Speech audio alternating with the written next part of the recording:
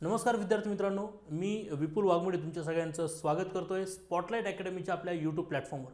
मित्रांनो, लक्षात घ्या, आजच्या सेशनमध्ये आपण खूप महत्त्वाचा मुद्दा पाहणार आहोत, ज्या मुद्द्याला खरं तर आयोग वारंवार विचारतं किंवा आयोगामध्ये हा खरं तर खूप वेळेस विचारलेला मुद्दा आहे, हे देखील लक्षात घेणं गरजेचं आहे. हा मुद्दा कोणता? तर ब्रिटिशांची जी काही आर्थिक धोरणं आहेत किंवा आपण त्याला म्हणूया की ब्रिटिशांची जी काही आर्थिक नीती आहे, ही आर्थिक नीती आपल्याला आज पाहायची. पण तत्पूर्वी एक महत्त्वाची सूचना सगळ्यांसाठी मी देणार आहे.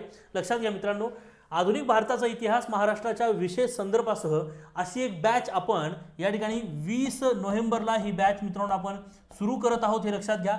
कंबाईन 2024ला अनुषंगून असलेली किंवा टार्गेट असलेली ही बॅच या ठिकाणी तुम्हाला नक्कीच उपयोगी असणार आहे, हे लक्षात घ्यायचं.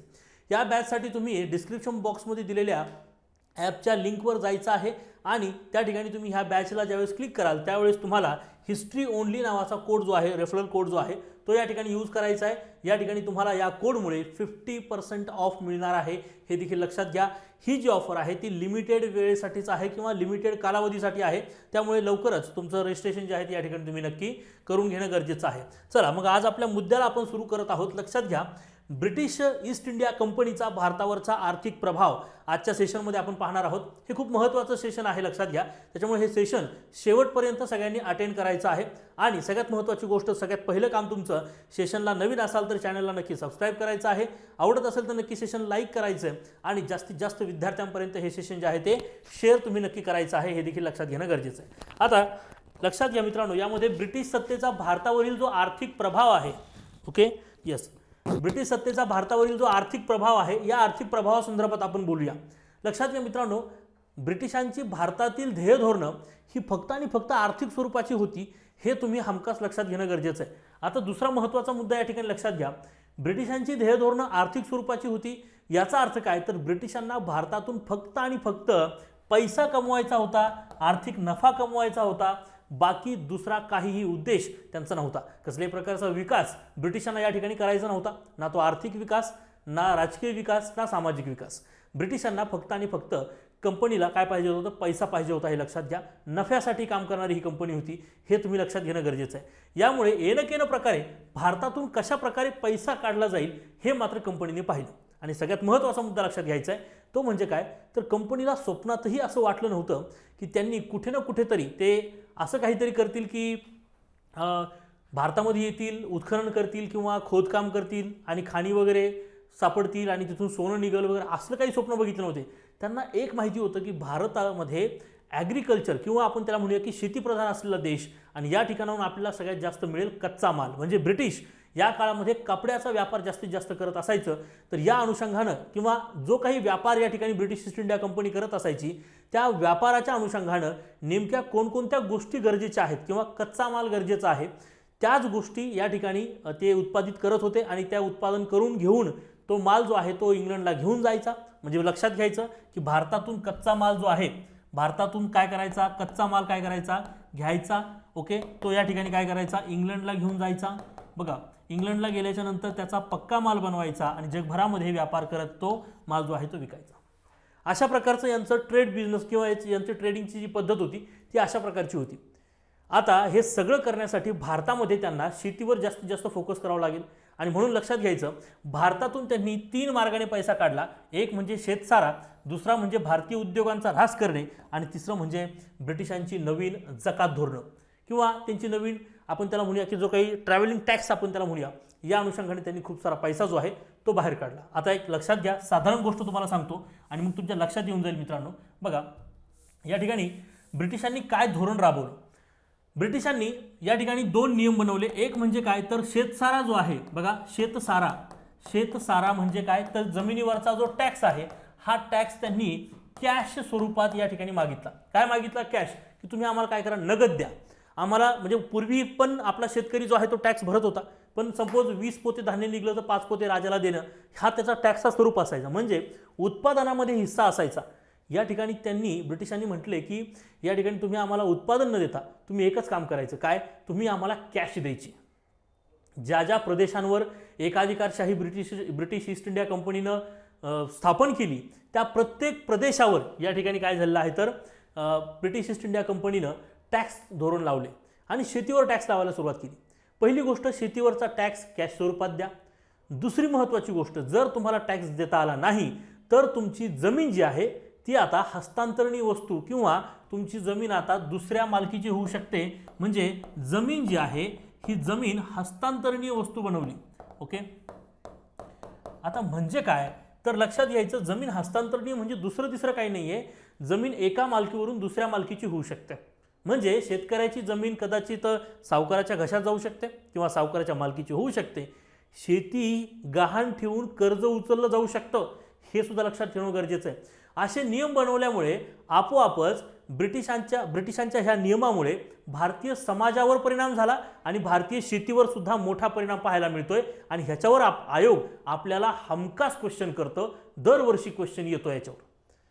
आज ही संकल्पना तुम्ही जर हे लेक्चर शेवटपर्यंत अटेंड केलं तर नक्की सांगतो की ही संकल्पना तुम्हाला आज समजणार आहे. आणि पूर्णपणे तुम्हाला ही संकल्पना जर समजली आजच्या सेशनमध्ये तर याच्यानंतर तुम्हाला कसल्याही प्रकारचा डाऊट किंवा कसल्याही प्रकारचा क्वेश्चन तुम्हाला या ठिकाणी अवघड वाटणार नाही, ही मात्र नक्की गोष्ट आहे. फक्त या सेशनला शेवटपर्यंत तुम्हाला अटेंड करायचं आहे. ओके, आता लक्षात घ्यायचं बघा, या ठिकाणी भारतीय उद्योगांचा कसा ऱ्हास केला. आता एक सोपं तंत्र सांगतो, एक छोटीशी गोष्ट मी सांगतो की लक्षात घ्या, हा एक भारतीय शेतकरी आहे. ओके, पेन बदलतो एकदा. बघा या ठिकाणी लक्षात घ्या, हा एक भारतीय शेतकरी आहे, इंडियातला हा एक शेतकरी आहे ज्याच्याकडे काही जमीन आहे. आणि ती जमीन या ठिकाणी लक्षात घ्या, सपोज त्याला 5 एकर जमीन आहे त्याच्याकडे. आणि आता हा जो काही शेतकरी आहे, हा शेतकरी काय करतोय तर ब्रिटिशांना काय देतोय रे, टॅक्स देतोय. काय देतोय, ब्रिटिशांना टॅक्स देतोय. ओके, आणि किती रुपये, उदाहरणार्थ 5,000 रुपये टॅक्स तो देतोय.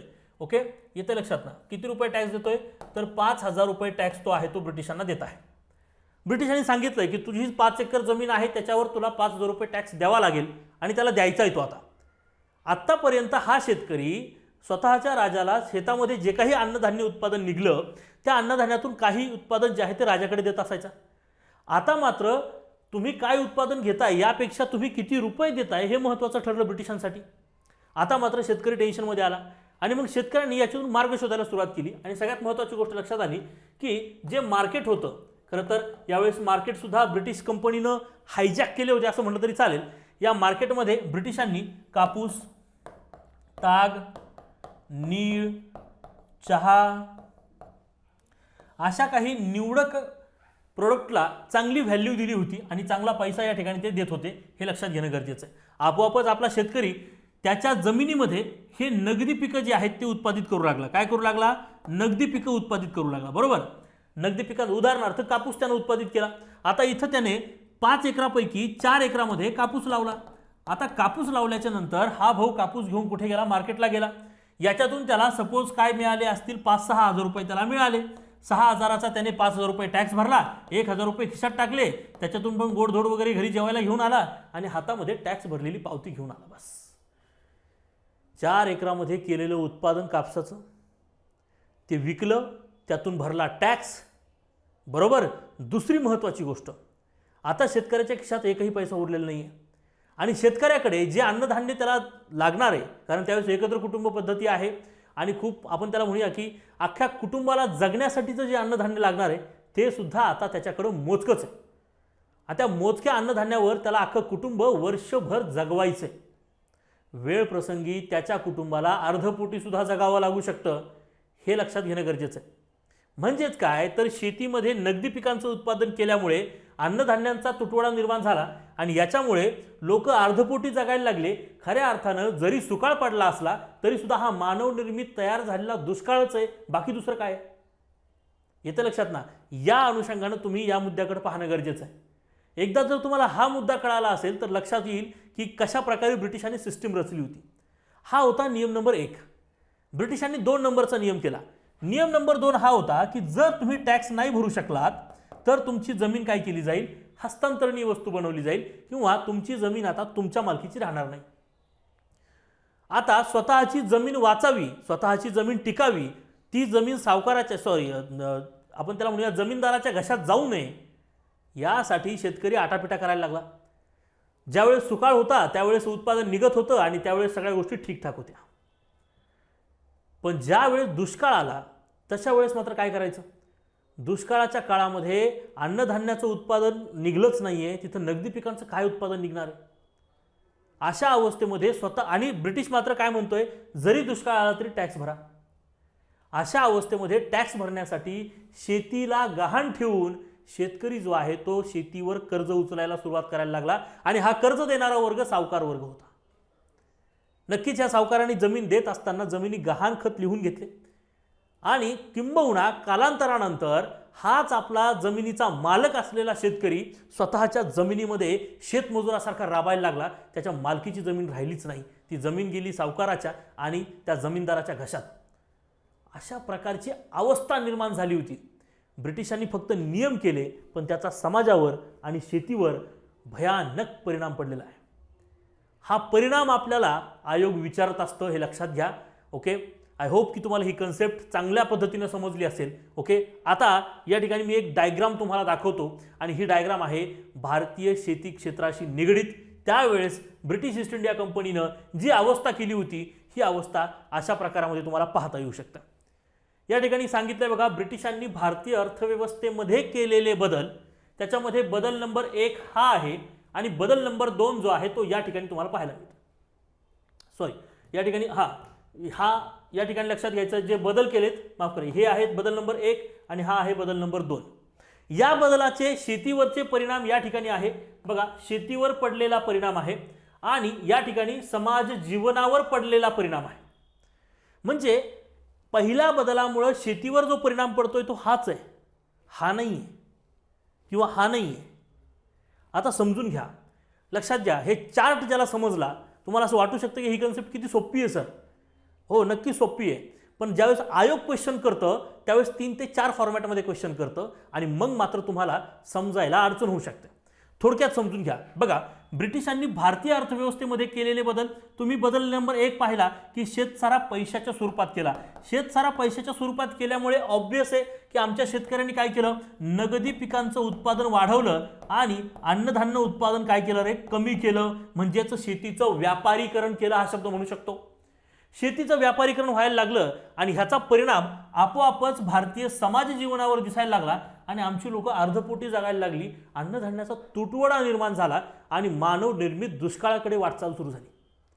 म्हणजे काय तर या बदल नंबर 1 चा शेतीवर पडलेला परिणाम हा आहे आणि या बदल नंबर 1 चा समाज जीवनावर पडलेला परिणाम हा आहे. ओके, सेम काइंड ऑफ मध्ये ज्यावेळेस दुसरा नियम तयार होतो की जमीन हस्तांतरणीय वस्तू बनेल, म्हणजे तुम्ही जर टॅक्स नाही भरला तर तुमची जमीन विकली जाऊ शकते. स्वतःची जमीन वाचवण्यासाठी शेतकऱ्यांना जमिनीवर कर्ज घेतलं, म्हणजे शेतकरी कर्जबाजारीपणा वाढला, शेतीवर कर्ज तयार व्हायला लागले. येते लक्षात ना, इथं शेतकरी कर्जबाजारी होतोय आणि या ठिकाणी समाजावर पडलेला परिणाम म्हणजे काय, शेतकऱ्यांची हाल अपेष्टा या लेव्हलला जाते की आता शेतकरी सुद्धा उठाव करून उठतो किंवा शेतकरी सुद्धा आंदोलन करतो.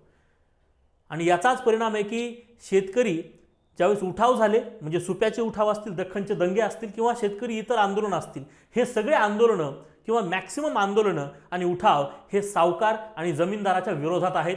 हे तुम्ही लक्षात ठेवणं गरजेचं आहे. आता प्रश्न आयोग कसा करू शकतो, आयोग प्रश्न करेल बघा, ब्रिटिशांनी भारतीय अर्थव्यवस्थेमध्ये केलेल्या बदलांचा, काय विचारेल, ब्रिटिशांनी भारतीय अर्थव्यवस्थेमध्ये केलेल्या बदलांचा भारतीय समाज जीवनावर काय परिणाम पडला. ज्यावेळेस असा प्रश्न होतो त्यावेळेस वाक्य मध्ये जे शब्द आहेत ते विचारात घेणं गरजेचं आहे.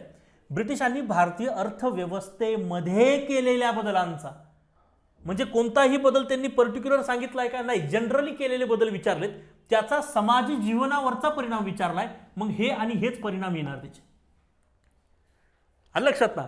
पण जर का पर्टिक्युलर फॉर्मॅटमध्ये आयोगाने असं विचारलं की ब्रिटिशांनी भारतीय अर्थव्यवस्थेमध्ये शेतसारा पैशाच्या स्वरूपात केल्यामुळे समाज जीवनावर कोणता परिणाम झाला, तर मात्र पर्टिक्युलर हाच परिणाम येणार. कारण त्यांनी मात्र एकाच नियमानुसार विचारलंय आणि समाजावरचा परिणाम विचारलाय, तर हेच येणार, बाकीचं काहीच येणार नाही. पण पर्यायामध्ये मात्र सगळं फिरलेलं असतं आणि आपल्याला वाटतं की आपण तर सगळं वाचलंय, हे पण बरोबर असेल, ते पण बरोबर असेल. हा बारकावा आहे, इथं आयोग फसवतो. दुसरी महत्त्वाची गोष्ट, सेम काइंड ऑफ मध्ये जर ब्रिटिशांनी असं म्हटलं की जमीन हस्तांतरणीय वस्तू केल्यामुळे समाज जीवनावर कोणता परिणाम पडला, तर ह्याचा परिणाम समाज जीवनावर हाच आहे, ते म्हणजे शेतकऱ्यांची उठावच आहे. Is that clear? मला वाटतं हे सगळ्यांना अगदी व्यवस्थित क्लिअर झालं असेल. अगदी त्याचप्रमाणे जर मी म्हटलं की शेतसारा पैशाच्या स्वरूपात केल्यामुळे भारतीय शेतीवर कोणते परिणाम पडले, तर याच्यामुळे शेतीवर हाच पडतो आणि ह्या नियमामुळे शेतीवर हाच परिणाम पडतो. आणि जर मी असं म्हटलं की ब्रिटिशांनी भारतीय अर्थव्यवस्थेमध्ये केलेल्या एकूण बदलाचा परिणाम भारतीय शेतीवर कोणता झाला, तर हे दोन परिणाम झाले. एक रॅन्डम फॉर्मॅट आहे, एक मायक्रो फॉर्मॅट आहे. अशा फॉर्मॅटमध्ये आयोग क्वेश्चन करत असतो, हे लक्षात घ्या. ओके. किंवा सरसकट अजून एक एकदम रॅन्डम फॉर्मॅट सांगतो की ब्रिटिशांनी भारतीय अर्थव्यवस्थेमध्ये केलेल्या बदलांचा परिणाम सांगा. आता परिणाम त्यांनी विचारलाय, शेतीवरचा का समाजावरचा नाही विचारला. मग हे पण येईल आणि हे पण येईल, दोन्ही परिणाम सांगायचे. म्हणजे हे पण सांगायचे, हे पण सांगायचे, हे पण सांगायचे, हे पण सांगायचे. चारी येतील, ऑल ऑफ दी अबव. अशा प्रकारात क्वेश्चन फिरू शकतात, हे तुम्ही लक्षात घेणं गरजेचं आहे. ओके. त्यामुळे ही संकल्पना ही पहिले समजणं गरजेचं आहे. अशा प्रकारे त्या ब्रिटिशांनी काय केलंय, तर शेतीमधून माल पण उचलला, त्यातून जो पैसा दिला होता शेतकऱ्याकडे, शेतकऱ्यांनी परत फिरून तो ब्रिटिशांच्याच पेटीमध्ये टाकला. पैसा फिरून आला, कच्चा माल फुकट भेटल्यासारखा झाला. हा माल ब्रिटिश काय करायचे, घेऊन जायचे कुठे रे, तर इकडचा कच्चा माल घेऊन जायचा. तो कच्चा माल या ठिकाणी ते इंग्लंडला घेऊन जायचे. कुठे घेऊन जायचे, इंग्लंडला घेऊन जायचे. त्याच्यातून तो पक्का माल तयार करायचा आणि पुन्हा तो भारतामध्ये आणून विकायचा. अशा प्रकारची धोरणं त्यांनी केली होती. म्हणजे शेतीवर फोकस त्यांनी दोन अँगलने केला. एक, शेतीतून टॅक्स उचलला, त्यातून पैसा काढला, आणि दुसरं म्हणजे भारतीय शेतीचा एवढा यूज करून घेतला की सरळ सरळ त्यांना कच्चा माल मिळेल. त्यामुळे अन्नधान्यावर खूप मोठा परिणाम भारतामध्ये पडला होता, हे तुम्ही लक्षात घेणं गरजेचं आहे. आणि या ठिकाणी लक्षात घ्या मित्रांनो, अशाच काही संकल्पना आणि अशाच पद्धतीनं या बॅचमध्ये सगळे बारकावे तुमचे क्लिअर होणार आहेत. ही जी बॅच असणार आहे, आधुनिक भारताचा इतिहास महाराष्ट्राच्या संदर्भासहित ही बॅच, येणाऱ्या परीक्षांना कंबाईनसाठी उपयुक्त असलेली ही बॅच या ठिकाणी 20 नोव्हेंबरपासून आपण स्टार्ट करत आहोत. किती तारखेपासून, 20 नोव्हेंबरपासून ही बॅच स्टार्ट होते. सकाळी 9 वाजता ह्या बॅचचे लेक्चर असणार आहेत. ओके. लाईव्ह प्लस रेकॉर्डेड स्वरूपाची ही बॅच असणार आहे, लक्षात घ्यायचं आहे. आणि हिस्ट्री ओनली हा याचा रेफरल कोड आहे, तुम्ही लक्षात घ्यायचं आहे. डिस्क्रिप्शन बॉक्समध्ये ॲपची लिंक दिलेली आहे, लिंकवर जायचं आहे आणि या ठिकाणी ॲपला नक्की व्हिजिट करा. या ठिकाणी ज्यावेळेस तुम्ही ह्या बॅचवर जाल त्यावेळेस तुम्हाला हा रेफरल कोड वापरायचा आहे. या रेफरल कोडमुळे तुम्हाला या ठिकाणी 50% ऑफ मिळणार आहे आणि ही ऑफर लिमिटेड कालावधीसाठीच अवेलेबल आहे. त्यामुळे लवकरात लवकर तुमचं नाव जे आहे त्या ठिकाणी रजिस्टर करणं गरजेचं आहे. ओके. येतं लक्षात. आता ह्या ज्या काही जमीन सुधारणा पद्धती होत्या, म्हणजे अशा प्रकारे जी काही टॅक्स पद्धती होत्या, ब्रिटिशांनी काही सरसकट अख्ख्या भारतावर टॅक्स सरसकट एकाच पद्धतीने लावला का, नाही. लक्षात घ्या, ब्रिटिशांनी जसजसं भारतीय सत्ताधीशांना टॅकल करत गेले, म्हणजे सुरुवातीला कर्नाटक युद्धातून ब्रिटिशांनी फ्रेंचांना मागं ढकललं, बंगालच्या युद्धातून बंगाल काबीज केला, त्यानंतर म्हैसूरच्या युद्धातून म्हैसूर मिळवला आणि दक्षिणेकडची वाट मोकळी झाली. त्याच्यानंतर मराठा सत्तेतून मराठा पूर्ण काबीज झाला आणि नंतर पंजाब सुद्धा त्यांनी काबीज करून घेतला. असं एक एक जसा प्रदेश येत होता तसं त्या प्रदेशांवर त्या कालखंडानुसार वेगवेगळ्या जमीन सुधारणा पद्धती लागू होत होत्या, हे तुम्ही लक्षात घ्या. आणि अशा प्रमुख 4 जमीन सुधारणा पद्धती आपल्याला आयोग विचारत असतं आणि त्या 4 पद्धती म्हणजे कोणत्या, तर लक्षात घ्यायचं, लिलाव पद्धत, कायमधारा पद्धत, रयतवारी पद्धत आणि महालवारी पद्धत. आता थोडक्यात या ठिकाणी तुम्ही हे गोष्ट समजून घेणं गरजेचं आहे की ही जी लिलाव पद्धत आहे मित्रांनो, ही लिलाव पद्धत आली ती केव्हा आली हे तुम्हाला समजणं आवश्यक आहे. आता ही जी लिलाव पद्धत आहे, लक्षात घ्यायचं, ही जी लिलाव पद्धत आहे ही आहे 1772 मध्ये आलेली. लक्षात घ्या, या ठिकाणी बंगाल एरियापुरती ही मर्यादित होती, कारण तोपर्यंत ब्रिटिशांच्या हाती बंगालच होता. आणि सगळ्यात महत्त्वाची गोष्ट, त्यावेळेचा गव्हर्नर वाईस या ठिकाणी म्हणूया की वॉरन हेस्टिंग्ज, ओके, हा या ठिकाणी शासक होता. बरं, ही पद्धत म्हणजे काय, हिलाच बोली पद्धत पण म्हणतात. लिलाव म्हणजे ब्रिटिशांनी पर्टिक्युलर एरियासाठी एक लिलाव ठेवलेला होता. जो कुणी जास्तीत जास्त टॅक्स वसूल करून आणून देईल त्याला वसुलीचे अधिकार देण्यात आले होते. त्यामुळे लिटरली भारतीय लोकांनी त्या जमिनीचे लिलाव सुद्धा केले होते. आणि बघा या ठिकाणी बघा, जमीनदारी रद्द करून ही पद्धत लागू केली. बोली पद्धत म्हटली जात होती कारण बोली लावली जात असायची, जो जास्त बोली लावेल त्याला वसुलीचे अधिकार मिळायचे. अशा स्वरूपामध्ये हे सगळं होतं. आता बघूया कायमधारा पद्धत. 1793 मध्ये ही कायमधारा पद्धत आली, म्हणजे 1772 नंतर तब्बल 21 वर्षानंतर ही पद्धत भारतात आली. ही आली बंगालसाठी, बिहारसाठी, ओरिसा, उत्तर प्रदेश आणि वाराणसी, आणि या ठिकाणी उत्तर मद्रास हे पण इलाका या ठिकाणी लक्षात ठेवणं गरजेचं आहे. उत्तर मद्रास म्हणजे काय, तर बंगालसाठी तर होतीच होती, पण बिहार हा एरिया काबीज झाला होता. ओरिसा, उत्तर प्रदेश, वाराणसी या सगळ्या एरियांसाठी आता कोणती पद्धत लावली, कायमधारा पद्धत. कायमधारा पद्धत ज्यावेळेस लावली त्यावेळेस शासक कोण होता? शासक होता लॉर्ड कॉर्नवॉलिस, आणि त्याने एक समिती गठीत केली होती, त्याला जॉन शोर समिती म्हणतात. 3 सदस्यांची समिती होती. एक होते जॉन शोर, दुसरा होता जोनाथन डंकन, तिसरा होता जेम्स ग्रँट. ओके, असे काही लोक याच्यामध्ये होते आणि ह्या लोकांनी जमीन या ठिकाणी कायमधारा पद्धत लागू केली. आता ही पद्धतीचे वैशिष्ट्य काय आहेत बघा. कायम म्हणजे फिक्स, धारा म्हणजे टॅक्स. कायम धारा पद्धत. ओके, म्हणजे काय तर ही याच्यामध्ये शेतसारा 30 ते 40 वर्षांसाठी फिक्स होता. पहिला मुद्दा. बरं, याच्यामध्ये जमिनीची मालकी जमीनदाराकडे असेल, कारण तो जमीनदार टॅक्स गोळा करायचा. मग तिकडे सुकाळ येऊ नये तर दुष्काळ येऊ, 30 ते 40 वर्ष तुम्ही आम्हाला फिक्स टॅक्स द्यायचाच आहे. पण ब्रिटिशांना याचा तोटा जाणवला. तो तोटा म्हणजे कोणता की वाढत्या खर्चानुसार हा इन्कम मात्र फिक्सच राहत होता. आणि इथं मात्र याच्यामुळे ही नंतर पद्धत ब्रिटिशांनी बंद केली. आता प्रश्न असा विचारला जातो, भारताच्या एकूण शेती क्षेत्राच्या 19% भागावर ही पद्धत लागू होती, हे लक्षात ठेवा. ओके, त्यानंतर यामध्ये 10-11 असे म्हणजे 11-10 भाग असे केले जायचे. म्हणजे कसं तर जेवढा टॅक्स वसूल झालेला आहे त्याचे 11 तुकडे केले जाणार आणि त्यातले 10 भाग ब्रिटिशांचे, एक भाग मात्र तो जो जमीनदार आहे त्या जमीनदाराचे असणार. ओके, या ठिकाणी लक्षात घ्यायचे जमिनीचे मालक स्वतः जमीनदार होते, हे लक्षात घ्या. फरक लक्षात घ्यायचा आहे. या ठिकाणी एका जमीनदाराकडे खूप सारी गावं असायची, त्यामुळे अनुपस्थित जमीनदार मालक सुद्धा या ठिकाणी तयार झाले होते, हे लक्षात घ्या. 1829च्या आपल्या भाषणामध्ये लॉर्ड विल्यम बेंटिक म्हणतो की कायमधारा पद्धत किती सुंदर आहे आणि किती फायदेशीर आहे, त्याचे फायदे तो विशद करतोय. ओके, आता लक्षात घ्यायचे बघा, जमीन महसुलाच्या पद्धतीमधली येणारी पुढची पद्धत म्हणजे रयतवारी पद्धत. कोणती पद्धत आहे बघा? रयतवारी पद्धत. 1820 मध्ये ही पद्धत आली. 1818ला ब्रिटिशांनी मराठा सत्ता कोलॅप्स केली आणि पुढच्या अगदी 2 वर्षामध्ये 1820ला मुंबई प्रांतामध्ये आणि उर्वरित मद्रास म्हणजे उत्तर मद्रास वगळता, कारण ते उत्तर मद्रासमध्ये कायमधारा आहे, उत्तर मद्रास वगळता उर्वरित मद्रासमध्ये या ठिकाणी रयतवारी पद्धत आली. या रयतवारी पद्धतीचे कोण आहे शोधकर्ते? थॉमस मुनरो आणि रीड नावाचे व्यक्ती. आता ही ज्यावेळेस रयतवारी भारतामध्ये आली त्यावेळेस जमिनीची मालकी स्वतः शेतकऱ्यांकडे होती, हे देखील लक्षात घ्या. आणि कायमधारेमध्ये जमिनीची मालकी जमीनदाराकडे, रयतवारीमध्ये जमिनीची मालकी शेतकऱ्यांची होती, हे लक्षात घेणं गरजेचं आहे. पण इथं टॅक्स मात्र बघा खूप जास्त होता. 20 ते 30 वर्षांसाठी हा टॅक्स भरावा लागत असायचा. दुसरी महत्त्वाची गोष्ट, एकूण भूक्षेत्राच्या, एकूण शेती जमिनीच्या 51% भूभागावर, म्हणजे भारतातील जी एकूण शेती जमीन आहे त्याच्या शेतजमिनीच्या 51% भागावर ही पद्धत काय होती रे? लागू होती, हे तुम्ही लक्षात घ्या.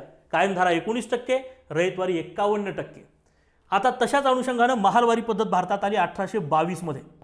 1822 मध्ये ही महालवारी पद्धत भारतात येते. वायव्य सरहद्द प्रांत, मध्य प्रांत, गंगा नदीचं खोरं आणि पंजाब अशा एरियामध्ये वोल्ट मॅकेन्झीच्या हे सगळं डोकं वोल्ट मॅकेन्झीचं आहे, त्यानं ही पद्धत लागू केली. महाल म्हणजे काय? महाल म्हणजे गाव किंवा काही छोट्या गावांचा समूह.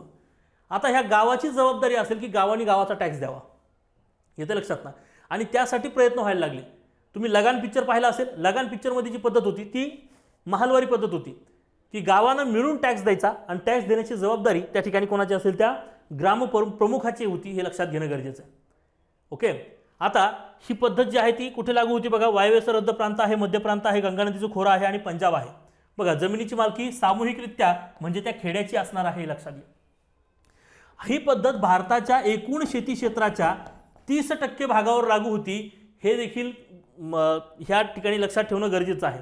आणि शेतसारा जमा करून देण्याची जबाबदारी त्या गाव प्रमुखाची असेल, हे लक्षात घ्या. ओके, अशा प्रकारच्या 4 पद्धती तुम्हाला माहिती असल्या पाहिजे. जसं की लिलाव पद्धत 72 मध्ये, 21 वर्षानंतर कायमधारा पद्धत 1793 मध्ये, रयतवारी पद्धत 1820 मध्ये आणि 2 वर्षानंतर महालवारी पद्धत 1822 मध्ये आली. क्रमाक्रमाने जर विचारलं तर भूभागावर लागू होण्याचा क्रम विचारला तर सर्वात जास्त भागावर रयतवारी, त्या खालोखाल महालवारी आणि त्या खालोखाल जी होती ती म्हणजे कोणती लक्षात ठेवायचं आहे? ती म्हणजे कायमधारा. अशा स्वरूपातले प्रश्न विचारले जाऊ शकतात. कायमधारा पद्धतीत शेतीचे मालक कोण होते? जमीनदार. रयतवारीमध्ये कोण होते? तर शेतकरी. आणि महालवारीमध्ये ही सामूहिक मालकी होती. हे फरक तुम्हाला लक्षात आले पाहिजे, येतं लक्षात ना. आणि कोणकोणत्या कालावधीत लागली गेली, कोणकोणत्या समित्या, कोणकोणते व्यक्ती यामध्ये होते, हे थोडक्यात तुम्हाला विचारलं जाऊ शकतं, हे तुम्ही लक्षात ठेवणं अतिशय गरजेचं आहे. ओके, याच अनुषंगानं अशा स्वरूपाची वेगवेगळी इन्फॉर्मेशन आणि चॅप्टर वाईज सगळ्या गोष्टी या बॅचमध्ये मी करून घेणार आहे. ही बॅच जी आहे मित्रांनो 20 नोव्हेंबरपासून ही बॅच जी आहे मित्रांनो ती आपण स्टार्ट करत आहोत, हे लक्षात घ्या. ओके, याचा रेफरल कोड आहे हिस्ट्री ओनली. या कोडचा तुम्ही यूज करायचा आहे आणि या बॅचला तुम्ही ॲडमिशन घेऊ शकता मात्र 50% ऑफमध्ये. दुसरी महत्त्वाची गोष्ट लक्षात ठेवायची बघा या ठिकाणी, की या बॅचमध्ये काय काय घेतलं जाणार आहे. या बॅचमध्ये आधुनिक भारताचा इतिहास महाराष्ट्राच्या विशेष संदर्भाने तर घेतला जाईलच, प्रत्येक चॅप्टरच्या सरप्राईज टेस्ट सुद्धा होणार आहेत आणि जेवढे काही PYQ झाले होते त्याचा सुद्धा टच या ठिकाणी दिला जाणार आहे, लक्षात घ्या. सोबत समाजसुधारक सुद्धा महत्त्वाची जी समाजसुधारक आहेत ती सुद्धा या ठिकाणी आपण एंड केली जाणार आहेत, हे तुम्ही लक्षात घेणं गरजेचं आहे. त्यामुळे नक्कीच आगामी येणाऱ्या 2024च्या कंबाईनच्या परीक्षेसाठी ही बॅच तुम्हाला खूप फायदेशीर असणार आहे. यासाठी तुम्ही डिस्क्रिप्शनमध्ये दिलेल्या ॲपच्या लिंकवर जायचं आहे आणि ही बॅच तुम्ही हा हिस्ट्री ओनली हा रेफरल कोड वापरून ही बॅच तुम्ही नक्की परचेस करू शकता. ओके, येतं लक्षात. त्या लक्षात घ्या मित्रांनो, आज आपण जमीन सुधारणा पद्धतीच्या बाबतीत पाहिलेलं आहे, काही थोडक्यात माहिती आपण पाहिलेली आहे. ओके, ही माहिती तुम्हाला कशी वाटली मला कमेंट बॉक्समध्ये नक्की सांगायचं आहे. ओके, चॅनलला नवीन असाल तर नक्की सबस्क्राईब करा, जास्तीत जास्त हे लेक्चर शेअर करायचं आहे, लेक्चर आवडलं असेल तर नक्की लाईक करायचं आहे. ओके, आणि अशा नवीन माहितीसही आपण नंतर पुन्हा एकदा भेटूया. तोपर्यंत तिथंच थांबूया. Thank you very much.